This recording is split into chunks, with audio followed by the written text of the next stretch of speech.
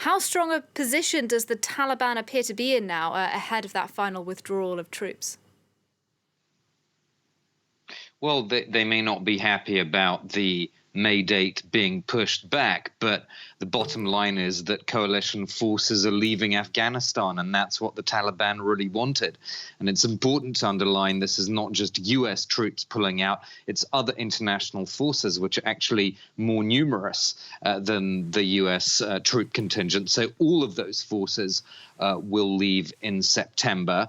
That means the Taliban have even less incentive now to come to some kind of agreement with the Afghan government. The Taliban can simply bide their time until foreign troops leave in September. And the US's own intelligence assessment, this was a report sent to members of Congress, says that the Afghan government will struggle to hold the Taliban at bay. It goes on to say the Afghan government continues to face setbacks on the battlefield, and the Taliban are confident that they can achieve military victory. So that's a pretty frank assessment from the US about its own planned withdrawal.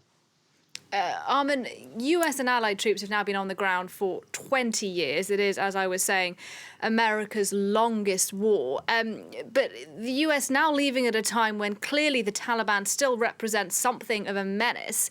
Do you think that that is a sign that for many people, the US intervention in Afghanistan all those years ago has actually been something of a failure? Well, certainly the US had high expectations 20 years ago, and those expectations were not met, whether on the question of Afghan security forces becoming the sort of fighting force that the US had hoped. That didn't happen, or the hopes invested by the international community in the Afghan government. Those were also dashed in terms of being able to bridge these very difficult political and social divides in Afghanistan. So the US was left in this sort of stalemate where it was damned if it stayed and damned if it left. And now that it's decided to leave, the criticisms are already apparent.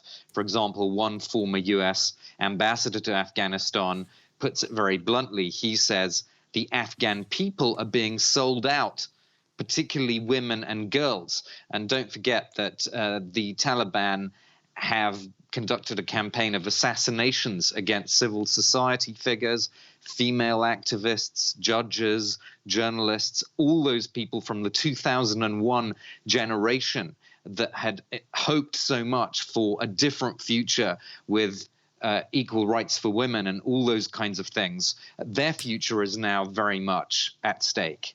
All right, Armen Georgian, thank you very much indeed